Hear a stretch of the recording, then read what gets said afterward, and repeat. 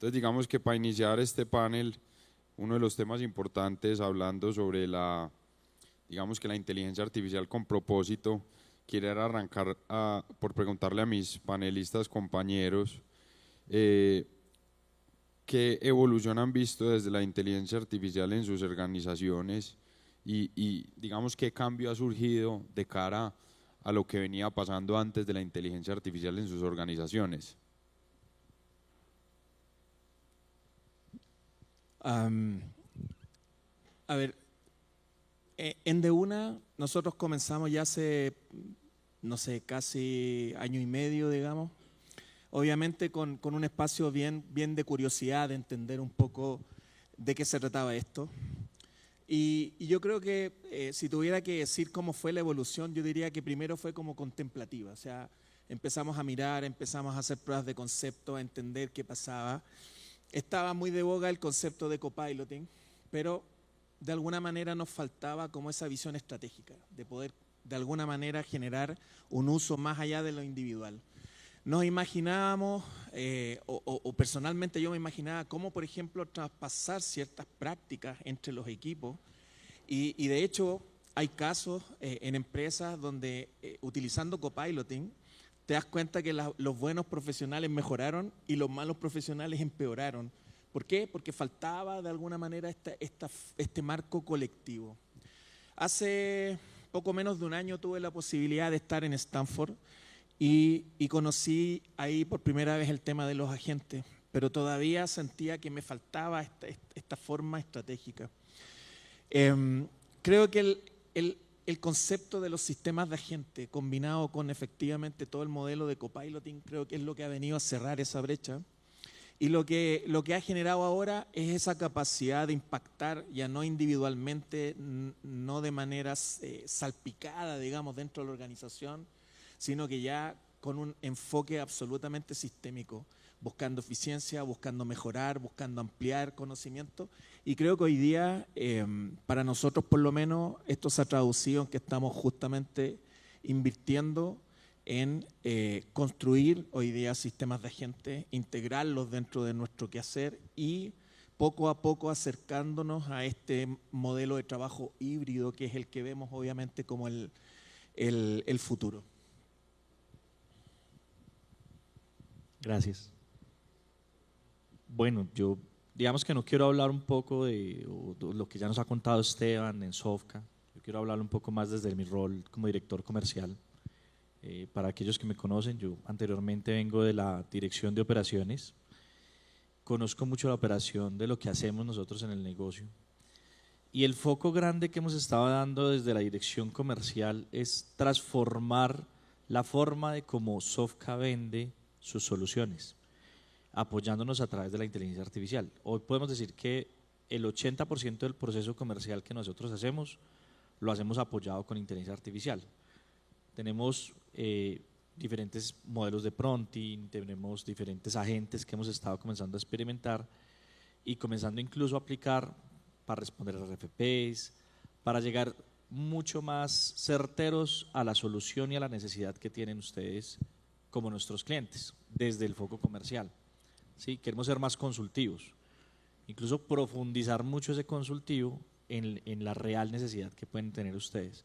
Entonces yo digo que la transformación grande que estamos teniendo y desde mi foco comercial es ser un área altamente consultiva apoyada en la inteligencia artificial para responder a las necesidades que tienen ustedes y terminaría diciendo dejar de ser reactivos. Yo creo que muchas veces los procesos comerciales los vemos muy reactivos y queremos transformarnos a hacer procesos altamente proactivos, ¿sí? No esperar ustedes a que nos digan, ven, Miguel, necesito que me ayudes con esta solución, sino yo más bien decirte, ¿por qué no te metes por aquí? Que creo que es un poco hacia donde tienen que ir. Y para los que me conocen y con los que he tenido la oportunidad de hablar, esas son muchas las conversaciones que yo hago y las conversaciones que hacemos con el equipo. No qué necesitas, sino venga, ¿cómo te puedo ayudar? ¿Vale? Bueno, permítanme ser el 10º hombre de la charla. En Latinoamérica yo creo que no adoptamos, que copiamos, no creamos, adoptamos lo que nos vino de la inteligencia artificial. Hoy hay 800 millones de personas semanalmente haciendo consultas a ChatGPT, por ejemplo, y el 37% de la población en Latinoamérica no tiene internet.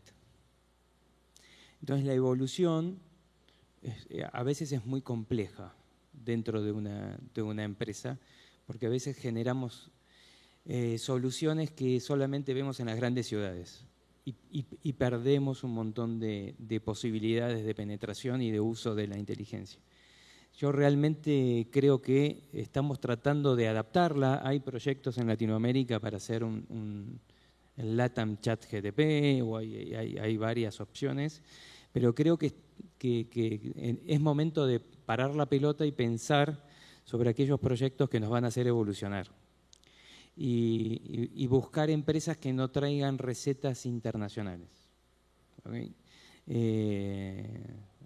Bueno el comentario que haces, pero que cuando digo parar la pelota es que hay que sentarse a ver cómo podemos nosotros desarrollar soluciones que sean latinoamericanas a nivel de cultura, ¿sí? Porque ChatGPT no piensa como un latino, no va a pensar como un latino, no fue entrenado como un latino, y también tiene un sesgo de comportamiento por el modelo de construcción.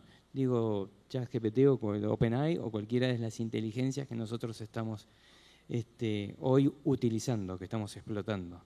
¿Sí? Entonces, para mí la evolución todavía no la estamos viendo que tenemos adopciones a veces por cultura, porque el 70% de los pilotos que se han desarrollado de inteligencia artificial en los últimos 12 meses fracasaron, ¿sí? Y no han dado resultados. Entonces creo que es momento para la región que podamos tener conversatorios y encontrar cuál es el mejor desarrollo que deberíamos de generar en cada una de nuestras industrias, que es diferente a veces a los modelos que nos quieren imponer las grandes consultoras.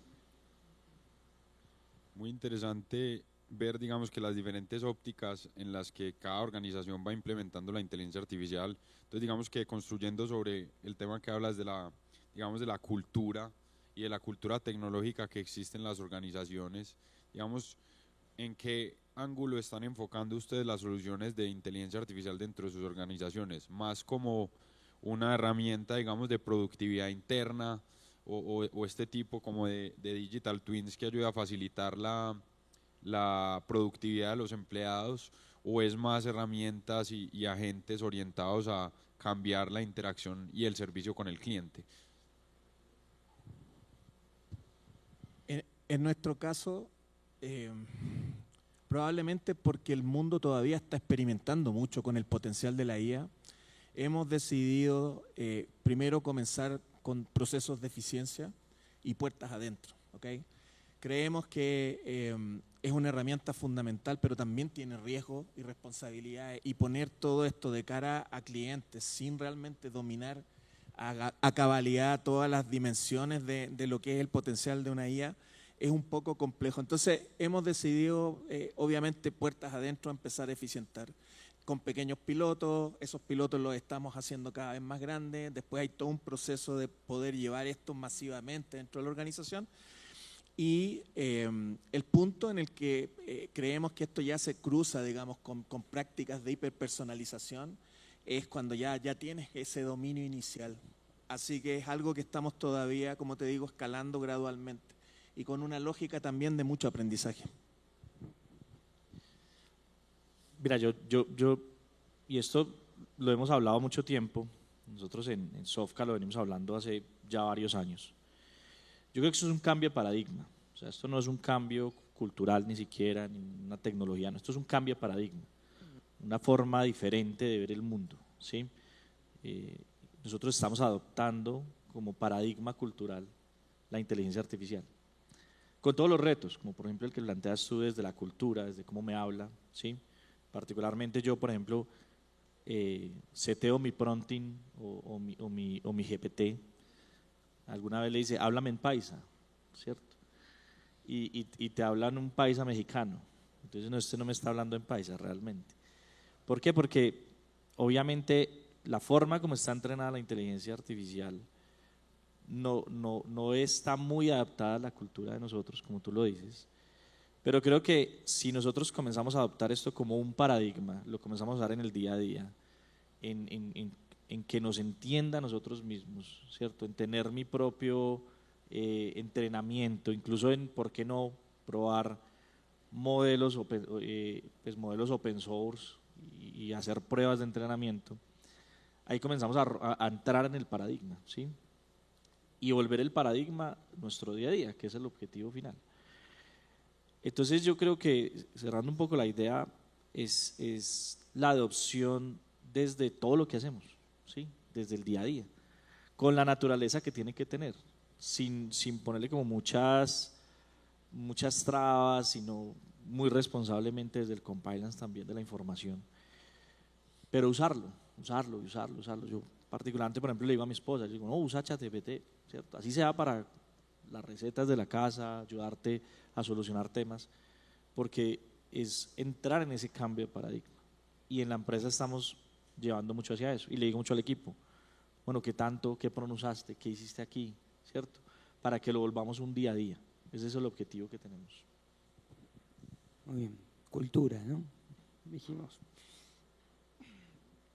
¿Cuántos de ustedes, levanten la mano el que confía ciegamente los datos que tiene en su aplicación de banco? Muy bien. Sí. Son los de los bancos, bajen la mano. No, voto inválido. Los que tienen la información, para que no se sienta ningún ofendido, en su aplicación de retail, el súper. Hay dos culturas. Tenemos la cultura de adopción interna de la empresa y la cultura que nosotros queremos transmitir de adopción de los productos que diseñamos para nuestros clientes. Nuestros clientes no confían en nosotros, ¿sí? Porque se genera una cultura de la desconfianza. Por lo tanto, tenemos que generar la cultura de la confianza. Una cultura de la confianza que lleva tiempo, se está desarrollando, pero lleva tiempo. Y encima le metimos la inteligencia artificial. ¿Cuántos de ustedes tienen Grok, ChatGPT en sus celulares? Bueno, no es el 100%. ¿Cuántos de ustedes la usan una vez por día? Muy bien. ¿Cuántos la usan una vez por hora?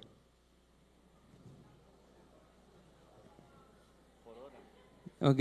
Y queremos que nuestros clientes confíen en el resultado de la inteligencia artificial. Después tenemos la cultura de la adopción. La cultura de la adopción se choca con la empresa no me capacita. ¿Cuántos escucharon eso? La empresa no me capacita. Quieren que yo use ChatGPT o inteligencia y no me capacita. Copilot y no me capacita. ¿Cuántos de ustedes tienen vehículo? Muy bien. ¿Cuántos de ustedes tienen licencia de conducir? ¿Les pagó la marca del auto, el curso y el registro? No. Lo mismo va a pasar internamente en las compañías con la inteligencia artificial. ¿Sí? Hoy McKinsey tiene una encuesta y después Gartner hizo una y dieron muy parecidas. El 80% de los ejecutivos dicen que van a contratar personas que usen inteligencia artificial. Y también dicen que el 50% de ellos que no confían en aquellos que no usan inteligencia artificial. ¿Okay? Por lo tanto, la inteligencia artificial no necesariamente va a destruir empleos, que yo creo que sí, hay algunos que van a desaparecer y otros que van a salir. El resumen médico de que mostraban hace un ratito, a mí me pasó lo mismo y descarté 4 médicos. ¿Okay? Y el otro día un experto en radiología subió una imagen y dijo, yo estudié, me perfeccioné, 10 años me llevó ver una imagen y saber que tenía este pulmón con esta patología y con este... Se lo puse a ChatGPT, me lo dio en 3 minutos. Me voy a hacer rápido, ¿sí? Y era un médico el que subía. Entonces, la inteligencia artificial está cambiando, la cultura está cambiando, nosotros tenemos que cambiar la forma en que queremos que nuestra gente, nuestra empresa adopte la inteligencia y nosotros tenemos que trabajar mucho para lograr confianza en que lo que nosotros desarrollamos genere confianza, porque los modelos muchas veces generan desconfianza. Un chatbot, que fue lo primero que hizo todo el mundo con ChatGPT o con cualquier inteligencia artificial, genera desconfianza, porque contestaba muchas veces mal.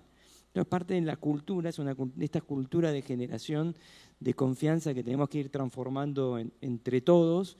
La empresa por un lado tiene que capacitar, pero por el otro lado el empleado tiene que tener ganas, ¿sí? Los grandes establos desaparecieron cuando se crearon los vehículos, se transformaron en estaciones de servicio, ¿sí? En vez de dar alfalfa a los caballos, ahora cargaban combustible. O sea, se tuvieron que transformar y nosotros nos tenemos que transformar. Y justamente estamos en un cambio cultural también de generaciones, ¿no? ¿Cuántos tienen hijos adolescentes? Estamos con qué carrera va a elegir y si su carrera realmente de acá a 3 años no se la voy a reemplazar con un prompt, ¿sí? Pero por el otro lado tenemos una generación que también, o sea,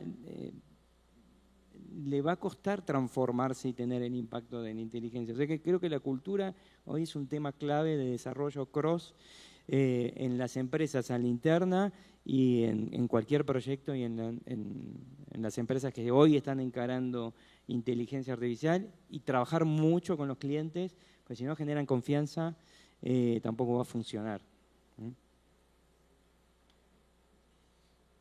Teniendo en cuenta lo que dicen, pues digamos que hay muchas oportunidades de, digamos, de optimización, de eficiencia. En el contexto latinoamericano, ¿ustedes cómo ven, digamos, cuál es el mayor reto que ustedes ven en términos de la adopción de inteligencia artificial, tanto en las organizaciones como, llamémoslo, en el usuario final? Y cómo creen que la influencia de la hiperpersonalización juegue un rol ahí? O sea, la personalización va a jugar un rol muy importante para que el producto sea adaptable o usado por el cliente. ¿Cómo ven como los grandes retos en la región y digamos qué rol juega la hiperpersonalización ahí?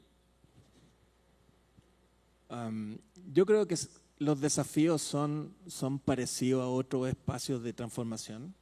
Creo que las brechas culturales son siempre una barrera. Creo que la tecnología en nuestros países, y veíamos hace rato un gráfico de penetración tecnológica en Latinoamérica, hay unas diferencias brutales. Y siempre hay temas de regulador, digamos, y de regulaciones que también hacen que esto sea más simple o más difícil. Ahora, respecto a la hiperpersonalización, yo tomo tus palabras, creo que en la medida que eso genere confianza va a ser efectivo. Creo que si hay algo que nos dejó la transformación digital es que a la gente le gusta experiencias mixtas, le gusta que lo atiendan, le gusta sentir esa conexión, digamos. Y creo que este es el minuto de poder crear esa experiencia muy, digamos, cuidando cada detalle, muy no nos olvidemos que estos algoritmos también se equivocan, ¿eh? Que es un paréntesis que me parece importante. No sé cuántos de ustedes le han hecho una pregunta a un chat GPT y le ha entregado una respuesta que no es correcta, digamos. Yo por lo menos me ha pasado varias veces, ¿ok? Entonces es fundamental cuidar la calidad, curar el resultado, digamos, de lo que te entrega este algoritmo y tratar de hacerlo lo más humano posible. Creo que es fundamental eso. Yo creo que hay un reto grande de acceso, desde el contexto latinoamericano, y lo veíamos ahorita en el gráfico de la charla anterior. Creo que hay un reto grande de acceso. No todos tenemos el privilegio de acceder o al modelo adecuado, ¿cierto? O a la herramienta adecuada. Ahí tenemos una brecha importante que digamos que como industria tenemos que comenzar a ayudar a cerrar, un poco como lo que hacemos con jóvenes creativos. Pero también creo que hay un reto grande de juicio. Los latinoamericanos creo que nos falta disciplina en el juicio de lo que hacemos y de lo que vemos y de lo que leemos, por ejemplo, ¿sí? No tenemos unas tasas de educación y de lectura altas en nuestros jóvenes, y creo que van disminuyendo. Entonces entramos en el tema del sesgo, del error o de la alucinación del mismo modelo de lenguaje, y si no tenemos un buen juicio, pues vamos a comenzar a usar esas alucinaciones en nuestra realidad, ¿sí? Entonces yo creo que hay que trabajar mucho en eso, porque si yo soy experto en lo que estoy haciendo y algo me responde mal, pues me doy cuenta que me está respondiendo mal. Eso está bien, pero tenemos que trabajar mucho como cultura latinoamericana y como empresas en la disciplina de entender bien, de leer lo que estás haciendo, de preguntar otra vez, de incluso interactuar, ¿cierto? Porque no puede ser que quiero trabajar algo, entonces tengo una idea, voy y mi interacción es con ChatGPT y de ahí saco, no, tengo equipos. Venga equipo, venga reunámonos, ¿qué opinas tú de esto que me generó ChatGPT? Yo lo veo bien, ¿tú cómo lo ves? Y bajar y generar un juicio más grupal, porque creo que hay un reto importante a nivel de la industria latinoamericana y desde la cultura. Vuelvo a la pregunta, ¿no? ¿Cuáles son los proyectos? Hoy Perú, por ejemplo, tiene un boarding 100% digital por WhatsApp, el árbol de decisión con inteligencia, y lo que hizo fue que le entregó microcréditos, porque eran microcréditos, no eran créditos, eran microcréditos, a un montón de campesinos que generalmente son manejados por las cajas que no tenían. La inteligencia artificial la podemos medir en cuando los proyectos entregan dignidad, ¿no? al latinoamericano, porque volvemos a remarcar lo que dije al principio, el 43% de los latinoamericanos están excluidos del sistema financiero. Por lo tanto, si nosotros alimentamos a nuestros modelos con historia, con nuestra historia, no tienen un crédito y nunca lo tendrán. ¿Okay? Entonces, hay decisiones de entrenamiento que tenemos que prestarle mucha atención. Hoy hay grandes casos, interesantes casos de aplicación de inteligencia generativa. La inteligencia generativa no es para hacer cálculos, para eso vayan a modelos de regresión o binarios, porque si no van a fallar, ¿sí? No la usen para hacer un modelo de scoring, ¿sí? Pero sí, por ejemplo, la pueden utilizar para hablar con algún cliente que está en una zona alejada de una ciudad y que quizás no sabe leer y escribir, pero que pueda acceder a un producto porque habla con la inteligencia que está entrenada para poder hablar con ese cliente y darle algunos tips en lenguaje no financiero, ¿no? Porque lo que tenemos los tecnólogos es que en la industria financiera escribimos aplicaciones en lenguaje de tecnólogo y de banquero, ¿no? No en lenguaje natural para la gente, que a veces se hace difícil de entender, pero entonces podemos entrenar a la inteligencia para eso. Hoy hay proyectos en Perú, proyectos en Argentina, el proyecto que mostraban de JP Morgan, pero nuevamente los que están siendo mucho más exitosos son los que generan inclusión. Internamente los equipos tienen que ser muy bien conformados. Si yo levanto la mano y les pregunto, ¿cuántos sociólogos tienen contratados en su empresa? Ninguno. ¿Ok? ¿Cuántos historiadores tienen contratados en su empresa? ¿Cuántos expertos en neurociencia, en comportamiento tienen contratados en su empresa? ¿Ok? Entonces, les puedo asegurar que su modelo tiene sesgo y da error. Si no tienen si yo genero modelos de riesgo y está conformado solamente por la gente de riesgo, ¿sí? Yo, sin hacer un doble clic sobre ese modelo, le digo que ese modelo tiene sesgo y da error, ¿sí? Porque no está bien conformado. Hoy los modelos pueden tener sesgo por conformación de datos, pero también pueden tener sesgo por conformación de equipos. Si nosotros no tenemos todas las aristas de personas que puedan evaluar, ¿sí? Algunas cosas que puede responder el modelo, podríamos tener un modelo totalmente autoritario, un modelo totalmente que elige por color de piel, que elige por zona. Están desactivando, habían activado modelos que usaban la geolocalización y por solamente tener la geolocalización no hacía un doble clic y anulaba la solicitud de crédito. Ese es un error. En Estados Unidos perdieron un juicio gigante, ¿sí? Porque les preguntaba, era afroamericano y como estaba alimentado con toda la historia del banco, ¿sí? En los años 80 los que vivían en el Bronx no pagaban bien, ¿sí? Entonces preguntaba de qué barrio era y automáticamente no preguntaba más nada. Perdieron un juicio, tuvieron que indemnizar. O sea, tenemos que empezar a prestar muchísima atención. Y la cultura también se va a hacer habilitando. Si nosotros le habilitamos Copilot a toda la organización, para que no manden email ofensivos, por lo menos antes de mandar el mail, pasarlo por Copilot y decirle, suavizame este mail, ¿sí? Ahí se van a dar cuenta que elevan un montón la productividad interna, el relacionamiento interno y la efectividad interna, ¿sí? Hablando de implementación de modelos. Yo creo que el tema, digamos, de la humanidad y cómo converger, digamos, que el mundo digital con lo humano ha sido un tema que obviamente han tocado aquí en múltiples frentes. ¿Cómo creen, digamos, que las organizaciones y los equipos, principalmente de tecnología, de las compañías, tienen que transformarse en términos de roles, de gobierno, de ética, llamémoslo, o de propósito?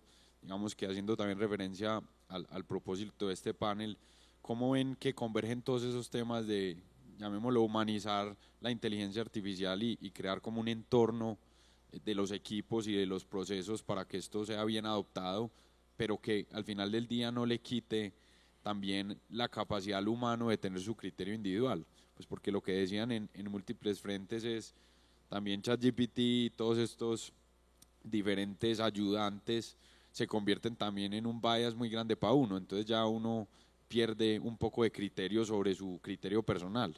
¿Cómo ven ustedes, digamos, que debería ser una forma de que las organizaciones y los equipos de tecnología puedan acercar eso a la humanidad?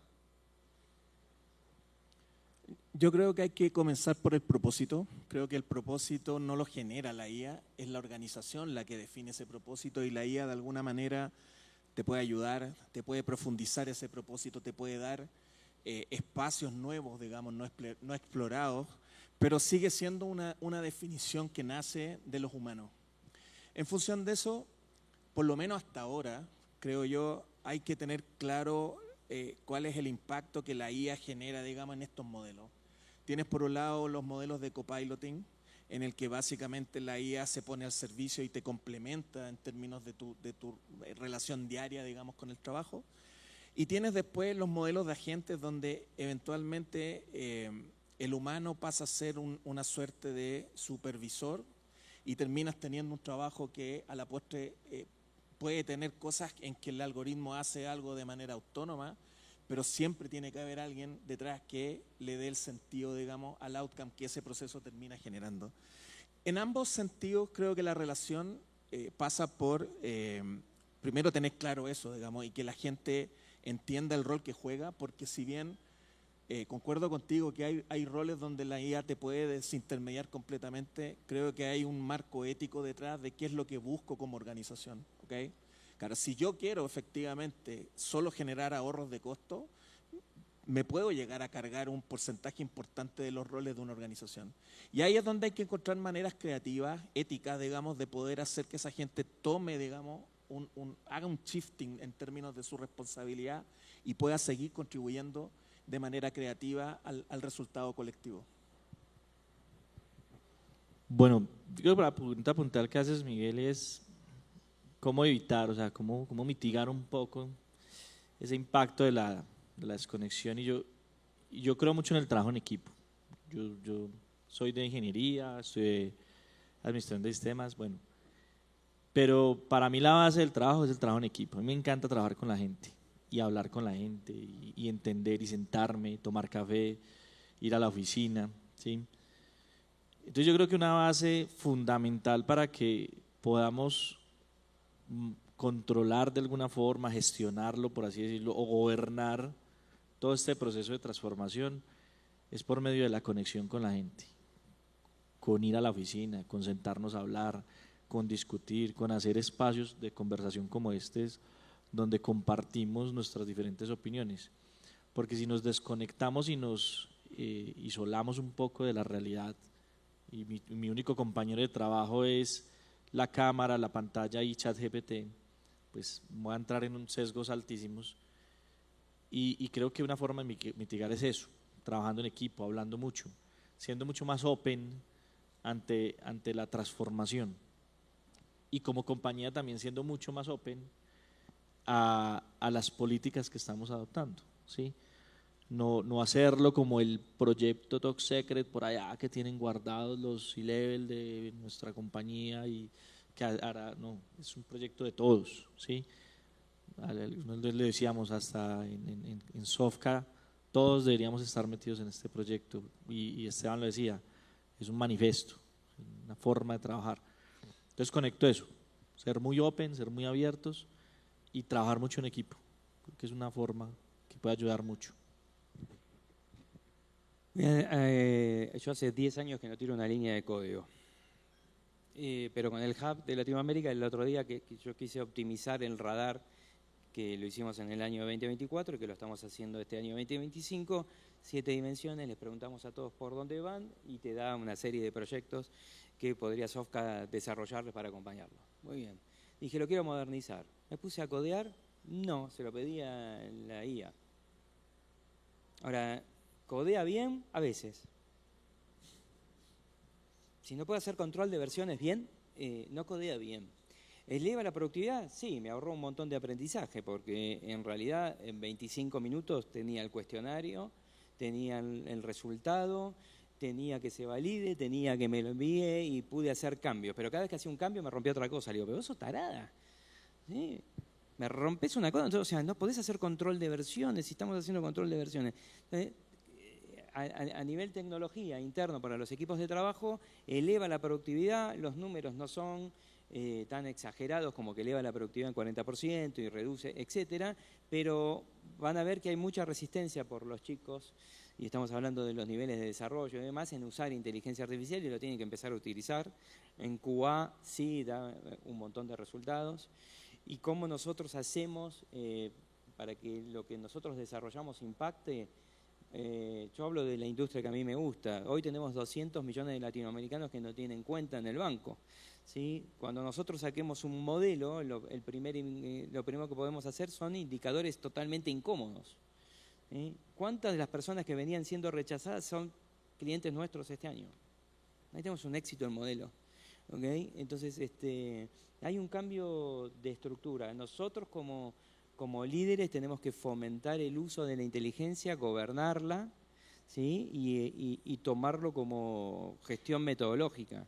La gente de desarrollo tiene que agarrar el código, tiene que hacer una auditoría de código y podría hacerlo el QA, el testing, podría hacerlo con IA. Pruébenlas porque no todas funcionan bien, van cambiando de versión, funcionan mal, rompen cosas, ¿sí? Pero elevan la productividad, sí. Después de la pandemia, pucha, si los equipos que no están presenciales han bajado el rendimiento un montón, levante la mano el que dice, no, los míos funcionan bárbaro. Funcionan mal, o sea, yo a veces tengo que hacer reuniones de Teams, ¿sí? Y hago una reunión de Teams de 8 horas, que el que está en Colombia se conecta a su hora, el que está en Argentina a su hora, el que está en México a su hora, pero tienen que estar ahí, 8 horas, cámara prendida, están ahí trabajando. ¿Por qué? Porque cuando trabajan en remoto, yo le pregunto, Felipe, la variable tal, ¿cómo se llamaba? Felipe está paseando el perro, ¿sí? Y se fue. Cuando Felipe me contesta en el Teams, yo me fui al supermercado, porque como hago home office, pero home office tenés que trabajar, pero no, está haciendo home office, estoy en el supermercado, yo lo leo 2 horas después, y algo que se resolvía en 5 minutos se resuelve en 4 horas. Eso ha impactado en todos los proyectos de tecnología, lo estamos viendo en el 2024, 2025, y es parte de lo que la generación de generar una cultura y concientizar a los equipos para usarla, es donde va a elevar la productividad. Yo creo que muy importante, habiendo conversado un poco como de los retos y también las oportunidades, entender un poco mejor los casos de uso que ustedes sienten más orgullosos dentro de sus organizaciones. En mi industria financiera de inversión, digamos que la transformación de la inteligencia artificial ha sido muy profunda. Yo creo que ahorita mencionaban a Jim Simons, obviamente el tema sistemático de trading y de capturar información ha sido una cosa que ha venido evolucionando, pero que para firmas pequeñas, digamos boutique, como lo somos nosotros, es un reto gigante porque no tenemos millones de dólares para comprar datos como si lo hace BlackRock para meter en Aladdin y sus plataformas y demás. Pero para nosotros nos ha abierto una puerta muy grande en poder capturar esa ineficiencia que existe de información en el mercado, porque toda la información es pública, y de cómo implementar nuestros propios modelos y analizar un criterio individual. Entonces, digamos que en esta industria puntualmente, en las de ustedes, me gustaría entender puntualmente cuáles son esos casos de uso con inteligencia artificial de los que ustedes más orgullosos se sienten en este momento. De una es una organización que nace con un propósito social. Buscamos obviamente generar disrupción, buscamos eliminar el efectivo, buscamos entrar, digamos, en los mercados donde efectivamente los bancos no están llegando. Y por lo tanto, desde esa perspectiva, yo te diría que el uso de la IA es casi una obligación hoy día, digamos, para poder ser eficiente, para poder ser competitivo, para poder ser innovador, para poder llegar a esos modelos que, como tú decías, tienen hoy día sesgos súper importantes. Nosotros, como contaba hace algunos minutos, la verdad es que a nivel de negocio todavía no hemos puesto productivamente casos de uso, y lo que hemos estado trabajando son una serie de iniciativas que están buscando impactar toda nuestra cadena de productividad, digamos, desde mejoras a nivel de lo que es desarrollo. Y no solo cuando hablo de mejora estoy pensando en hacerlo más rápido. Uno de los problemas que tenemos en todos los modelos de delivery es la calidad del delivery, ¿ok? Y tener 10 personas diseñando una solución te va a dar 10 soluciones relativamente distintas. Queremos llegar a buenas prácticas, queremos que todos puedan aprender rápidamente, queremos que las curvas de adopción tecnológica bajen en nuestra organización. Estamos trabajando fuertemente todos los modelos de testing y cómo desde un modelo de automatización saltamos a un modelo en el que ya vamos eliminando gradualmente los sesgos cognitivos que tienen hoy día cada uno de estos especialistas. Y después nos vamos al lado operativo, donde hemos estado trabajando desde migraciones tecnológicas apoyados por IA hasta esquemas de monitoreo que ya no solo te revisa, digamos, todo tu árbol de alertas, sino que además te empiezan ya a recomendar efectivamente propuestas de solución, hasta incluso esquemas donde te permite administrar de manera inteligente el uso de la infraestructura, que es uno de los problemas que tienes hoy día usando la nube como parte de tu estrategia. Pues yo voy un poco al ejemplo de lo que hablo desde el equipo comercial, un caso de uso que a mí me encanta y creo que al equipo también, algo que nosotros llamamos el Solution Match. Básicamente lo que nosotros usamos es inteligencia artificial para hacer como una investigación profunda de lo que es Sofca versus nuestro cliente. Y generamos un documento, generamos información que nos da mucho valor al momento de conversar con el cliente, ¿cierto? Entonces le sacamos como mucho esa potencia a hacer ese match de los dos contextos. Entonces traigo el contexto de Sofca, traigo el contexto de mi cliente, genero el solution match y comenzamos a hacer conversaciones diferentes a partir de esa investigación profunda que hacemos con el cliente, que como le decía Miguel, en este caso no creo que lo hubiéramos podido hacer si no tuviéramos acceso a estas herramientas, ¿sí? Es un proceso que estamos empezando a hacer cada vez más con nuestros clientes, lo estamos haciendo hace poco y creo que al equipo le encanta. A mí personalmente me gusta mucho ese caso de uso. Bueno, rápido, casos de uso, así damos pie al texto. Lamentablemente soy argentino y usaste una palabra que no tienes que usar. ¿Qué casos de uso me hacen sentir orgulloso? A ver, tengo algunos que son muy prácticos y que funcionan muy bien. Tenemos uno que lo llamamos Alfred. Alfred es el asistente que va a convertir a cualquiera en superhéroe.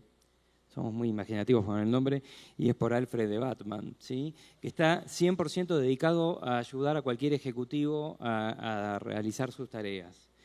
Y después lo transformamos y lo llamamos Pep, ¿sí? A Alfred, un ejecutivo, le pide cosas, a Pep le dice cosas al ejecutivo y lo tiene que obedecer. Es un coach, por Guardiola, ¿no? Esos son dos casos de uso que funcionan muy bien en la industria financiera. Tengo Bancosito. Bancosito es un asistente de inversiones, conversa con vos, identifica tu perfil de inversor, identifica por dónde querés ir y te dice, te analiza una cartera y te dice por dónde invertir. Hasta ahora asesora mejor que alguna casa de bolsa que hemos utilizado de modelos y esas dos no las tenía en cartera. Y después, bien orgulloso, mi hija tiene 17 años, está con el tema de la carrera, que no sabe qué hacer o no hacer. Yo además estudio neurociencias, estudié neurociencias, estoy certificado, así que me hice un par de GPT que lo llamé brújula emocional y brújula de educación. Y empieza a chatear, a conversar con mi hija hablando, ¿sí? Y le termina dando un diagnóstico de por dónde debería ser la carrera, que por ahí la ve, y le da un código, ese código me lo pasa a mí y le hace un informe para los padres. Se hizo famoso, lo usan todos los padres del colegio, ¿sí? Porque funcionó muy bien y tenía problemas con mi equipo de trabajo y desarrollé 7 GPTs distintos que analizan la forma de comportarse, la forma de contestar, cuáles son las conductas que tienen para desarrollar, cuáles son sus mejores formas de vender o no, para los pibes, te lo presto ese GPT, y les da códigos, y ese código después me permite a mí tener un informe conductual de 7 variables de cómo se comporta mi vendedor en todas las aristas, y me permite a mí saber cómo le tengo que hablar y cómo no hablarle, porque hay cosas que uno identifica a veces y capaz que le dije algo que no le debería haber dicho y generé una tensión. Esos son los casos que más me resuenan. Perfecto, no, muchas gracias. Yo creo que podríamos abrir, digamos, a algunas preguntas que puedan tener acerca de lo que hablamos en el panel. Aquí están a disposición, digamos, que los demás y yo también. Allá hay una mano levantada. Recuerden que el almuerzo es a las 2, así que tienen tiempo para hacer preguntas. No, a ver. ¿Uno? Sí, listo. Muy buena la conversación. La agenda me parece muy estructurada como la pusieron. Y mi pregunta voy a hacerla como si se la hiciera a ChatGPT. El nombre del panel es IA con propósito. En una palabra, máximo en una frase, ¿cuál es el propósito de la IA para cada uno de ustedes? Bueno, voy yo primero. Creo que la IA no tiene un propósito todavía. Mi tesis en inteligencia artificial en el año 94 fue con la que me recibí, una inteligencia artificial totalmente diferente a la que estamos viendo ahora, muy enfocada en ponerle límites a la inteligencia artificial, cosa que ha desaparecido. Se ha programado mal la inteligencia artificial, has visto a los grandes líderes decir, estoy un poco preocupado con cómo está funcionando esto, y creo que es por las pruebas de la militarización. Ahí vimos un gráfico del Top Gun. Les voy a contar un caso que salió publicado, 2 casos que salió publicado, por eso no entiendo cuál es el propósito de la IA. La IA debería ser un facilitador y optimización de formas de trabajar, ayudarnos, porque hay cosas que no va a hacer, la inteligencia no va a reemplazar nunca. Yo podría ahora en este momento entrar a Spotify y hacerte escuchar un tema de los Enanitos Verdes tocado por ellos y te hago escuchar uno a continuación que está en la misma playlist, tocado y creado por la inteligencia artificial. Está muerto ese tema, o sea, le falta todo. Así que el propósito, no sé, como inteligencia artificial, en militarización, tomaron los drones, le pusieron en la lista de los más buscados del FBI y era simulado, menos mal, y el dron salió por ahí, pero no podía bombardear, bombardeaba con autorización del supervisor. 5 intentos hizo de bombardear, no, mira, hay un niño, no, hay 3 mujeres, no, hay 2 civiles, volvió, bombardeó al supervisor porque lo consideró un terrorista, pues si no me deja bombardear terroristas, es un terrorista y volvió. Bueno, estaba simulado, pero eso es una de las cosas que puede pasar con la inteligencia artificial porque no estamos programando bien las barreras, ¿sí? Y me quedo con ese solo porque andan todos desesperados por el tiempo. Yo concuerdo contigo, creo que el propósito de la IA no es más que facilitar el propósito de una organización, te permite escalar todas tus capacidades, te permite potenciar el trabajo que realizas, te permite encontrar oportunidades de negocio que no has visto, pero no te va a generar el propósito per se. Es uno el que le da, es uno el que le pone el marco ético, digamos, es uno el que define lo que es bueno y lo que es malo, y por lo tanto siempre va a ser, creo yo, el humano el que va a poder llegar a plantear ese propósito. Yo no sé tampoco el propósito. Creo que estamos ahí como definiendo muchas cosas como humanidad, pero creo que hoy lo podría poner en una palabra que es coach. ¿Sí? Antes de pasar a la última parte, mi respuesta en mi industria puntualmente diría que es el acceso a información y la capacidad de procesamiento de información mucho más rápido. Digamos que en el tema del trading sistemático, que yo creo que es la aplicación más grande que ha tenido toda esta nueva ola de inteligencia artificial y demás, diría que esos son los dos elementos más importantes. Y, Perdón, ¿eh? dale. ¿Cuántos de ustedes usan ChatGPT y no usan más Google y usan ChatGPT? Bueno, cuando usaban Google tenían un problema ya, ¿sí? Porque no tenían todas las fuentes de información. Ahora tienen uno mayor. Vuelvan a las fuentes.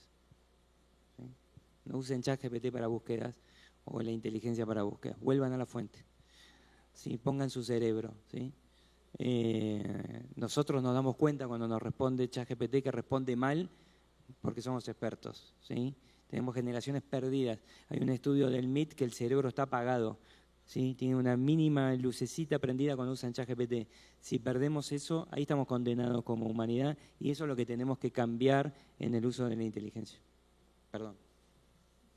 No, muy buen input. Yo creo que eso es parte esencial del proceso de transformación. Y para terminar, en un panel de inteligencia artificial con propósito, ¿qué sería el panel si no nos hiciera una pregunta la inteligencia artificial? Entonces veamos qué nos pregunta la inteligencia artificial. Yo tengo una relación ácida con ella, así que vamos a ver qué pregunta.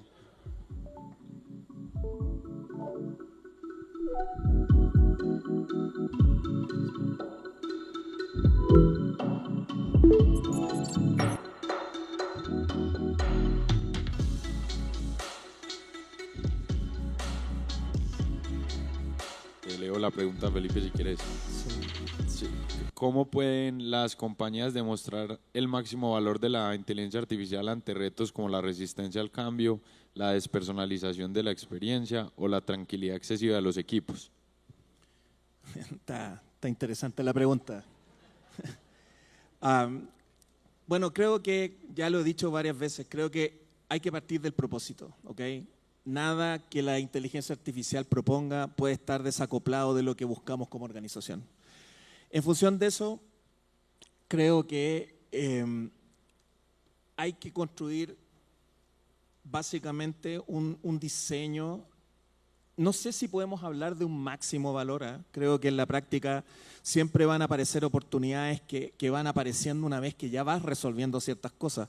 Por lo tanto, yo lo veo más que un fin, lo veo como un viaje, digamos, un viaje permanente en el que estoy de alguna manera aprovechando esas capacidades.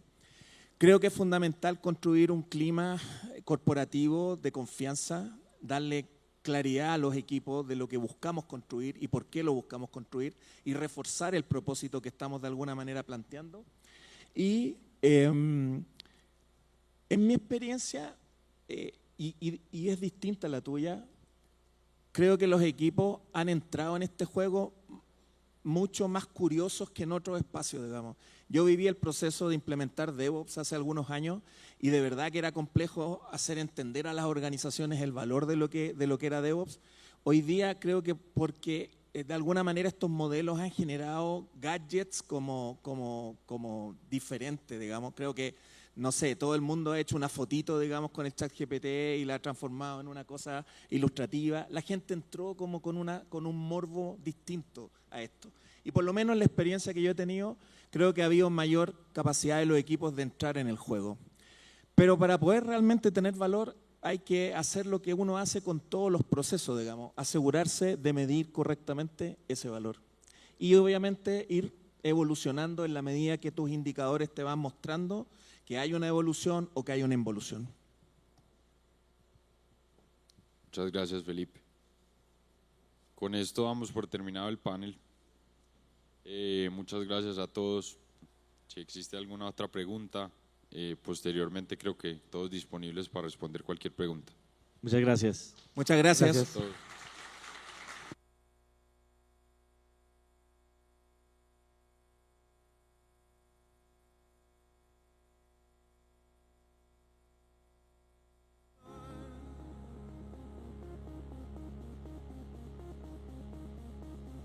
We should be dancing with fire.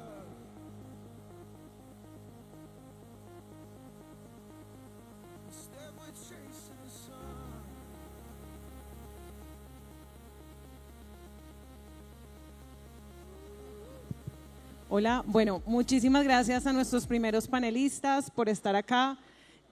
Tuvimos 3 países en escena, Colombia, Ecuador, Argentina, y de verdad creo que nos llevamos un muy buen mensaje. Sabemos que hay un poquito de hambre, por eso los vamos a invitar a que salgamos a tomar el break. Vamos a tener 20 minutos, un espacio para que además conozcan unas experiencias que hemos preparado para ustedes, que van a estar en esta parte para que porfa las conozcan, pasen por ellas y hablen también con nuestros expertos en inteligencia artificial.